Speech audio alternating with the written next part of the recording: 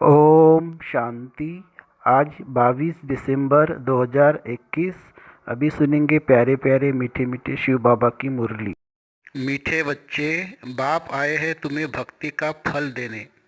भक्ति का फल है ज्ञान, ज्ञान से ही सद्गति होती है। प्रश्न, इस ब्राह्मण कुल में बड़ा कौन किसको कहेंगे, उनकी निशानी सुनाओ।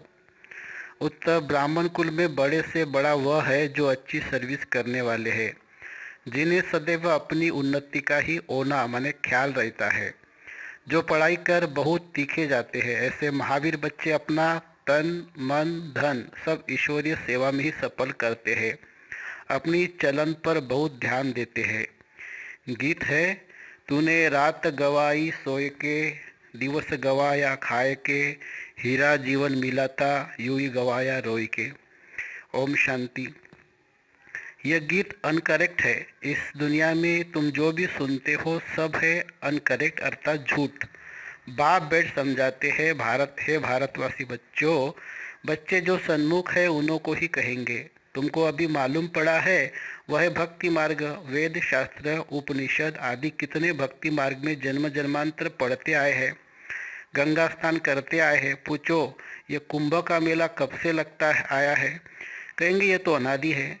कब से करते आए हैं यह बता नहीं सकेंगे। उनको यह पता नहीं है कि भक्ति मार्ग कब से शुरू होता है। कल्प की आयु उल्टी कर दी है। कहते हैं शास्त्रों में लिखा हुआ है ब्रह्मा का दिन और ब्रह्मा की रात, यह एक गीता में ही है। अब बाप समझाते हैं तुम ब्राह्मणों का दिन और रात है बेहद की। आधा कल्प दिन आधा कल्प रात, जरूर इक्वल चाहिए ना। आधा कल्प से भक्ति मार्ग शुरू होता है, ये किसी को पता नहीं है। सोमनाथ का मंदिर कब बना, पहले पहले सोमनाथ का मंदिर ही बना है। अव्यभिचारी भक्ति के लिए तुम जानते हो आधा कल्प पूरा होता है तब ब्रह्मा की रात शुरू होती है।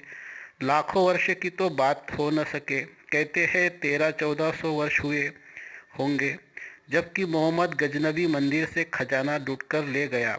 अब तुम समझते हो इस पुरानी दुनिया से हमारा कोई ताल्लुक नहीं है। और धर्म वाले जो आते हैं वह सब बीच बीच में बाय प्लाट है। अभी तो इनों की भी अंत है, तमो प्रधान है।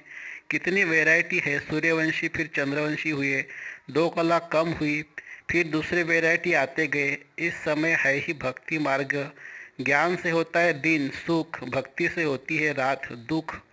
जब भक्ति पूरी हो तब ज्ञान मिले। ज्ञान देने वाला एक ही ज्ञान सागर बाप है। वह कब आते हैं, शिव जयंती कब मनाई जाती है, यह भी किसी को पता नहीं है। अभी तुमको बाबा बैठ समझाते हैं कि भक्ति कितना समय चलती है, फिर ज्ञान कब मिलता है। आधा कल्प से यह भक्ति मार्ग चलता ही आया है।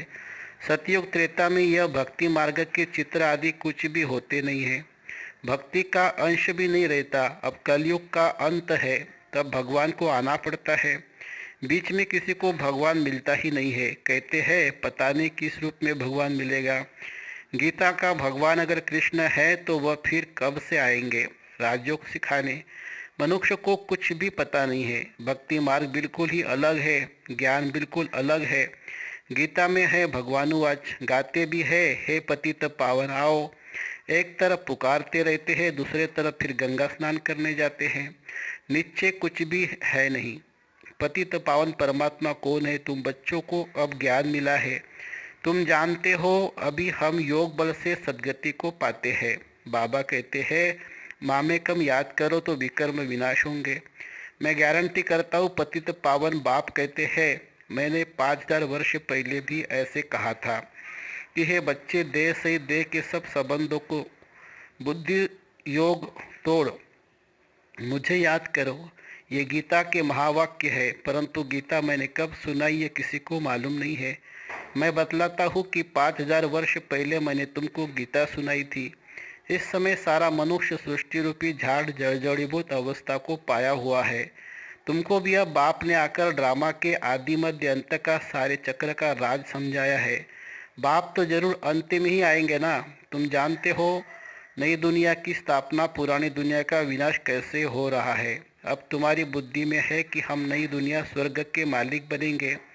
ये राजयोग है तो फिर हम प्रजा क्यों बने। जबकि मम्मा बाबा राजा रानी बनते हैं तो हम भी क्यों न राजा रानी बने।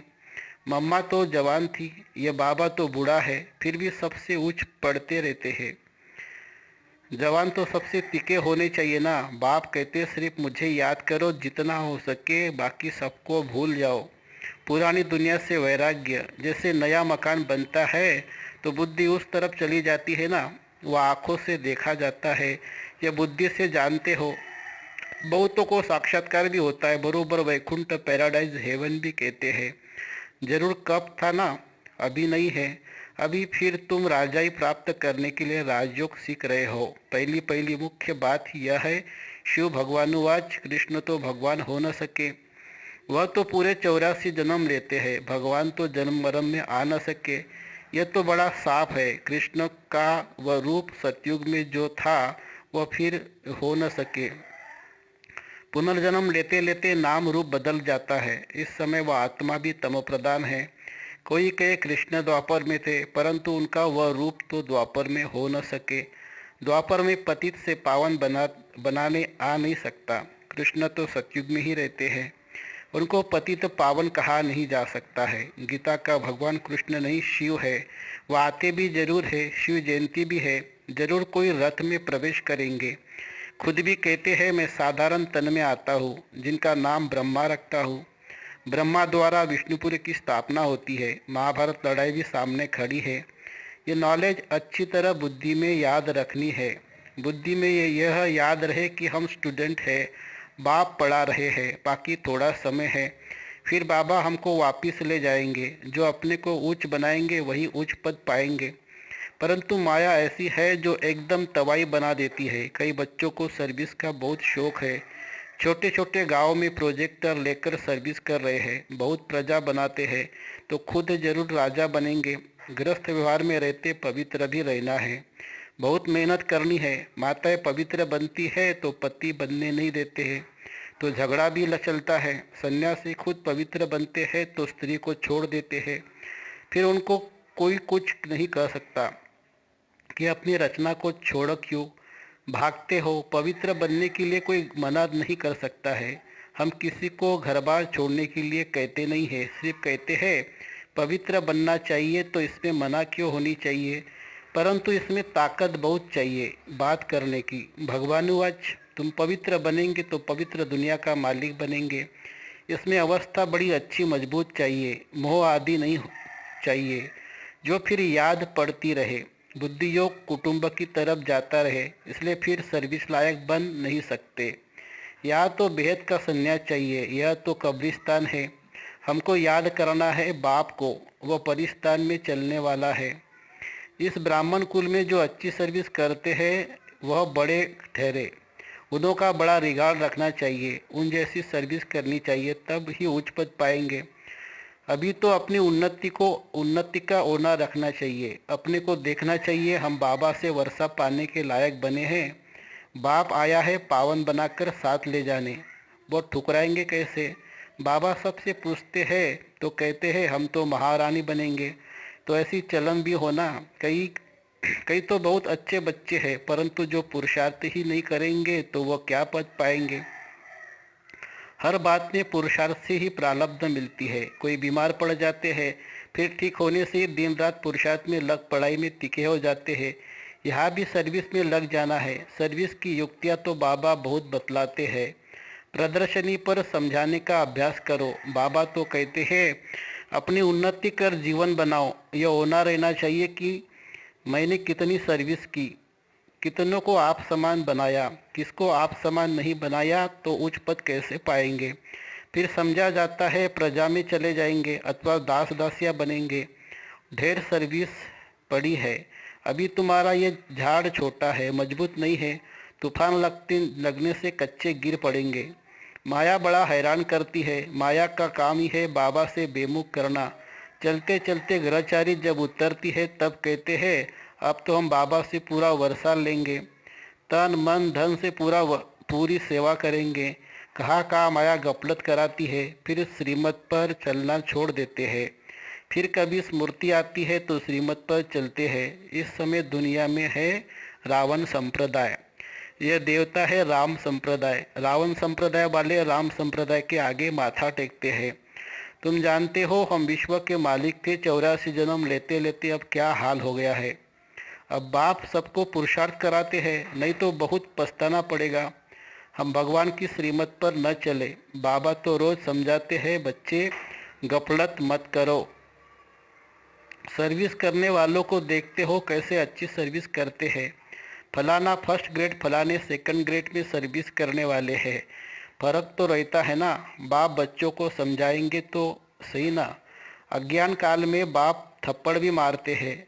यहाँ यह बेहद का बाप तो प्यार से समझाते हैं, अपनी उन्नति करो, जैसा हो सके पुरुषार्थ करना चाहिए। बाप को खुशी होती है कि 5000 वर्ष के बाद फिर आकर बच्चों से मिला हूँ, राजयोग सिखला रहा हूँ। गीत है ना, तुम भी वही हम भी वही है। तो बाप कहते बच्चे भी वही हो, इन बातों को और कोई समझ न सके। अच्छा अच्छा, मीठे मीठे सिखी हृदय बच्चों प्रति माता पिता बाप दादा का याद प्यार और गुड मॉर्निंग। रूहानी बाप की रूहानी बच्चों को नमस्ते। हम रूहानी बच्चों की रूहानी बाप दादा को याद प्यार गुड मॉर्निंग और नमस्ते बाबा नमस्ते। धारणा के लिए मुख्य सार, स्वयं को सर्विस के लायक बनाना है। जो अच्छी सर्विस करते हैं उनका पूरा पूरा रिगार्ड रखना है। अपनी उन्नति का ख्याल करना है। तन मन धन से पूरी सेवा करनी है। श्रीमत पर चलना है, गफलत नहीं करनी है। वरदान, मास्टर ऑलमाइटी अथॉरिटी की सीट पर सेट रहने वाले सहज और सदा के कर्म योगी भवो। जैसे किसी मशीनरी को सेट किया जाता है तो एक बार सेट करने से फिर ऑटोमेटिकली चलती रहती है। इसी रीति से मास्टर ऑलमाइटी अथॉरिटी की स्टेज पर स्वयं को एक बार सेट कर दो तो कभी कमजोरी के शब्द नहीं निकलेंगे। हर संकल्प शब्द व कर्म उसी सेटिंग प्रमाण ऑटोमेटिक चलते रहेंगे। ये सेटिंग सहज और सदा के लिए कर्म योगी, निरंतर निर्विकल्प समाधि में रहने वाला सहज योगी बना देगी। स्लोगन, मैं के बजाय बाबा शब्द कहना यही याद का प्रूफ है। मैं के बजाय बाबा बाबा कहना यही याद का प्रूफ है। अच्छा, ओम शांति शांति शांति। शुक्रिया बाबा, शुक्रिया। Thank you Baba, thank you.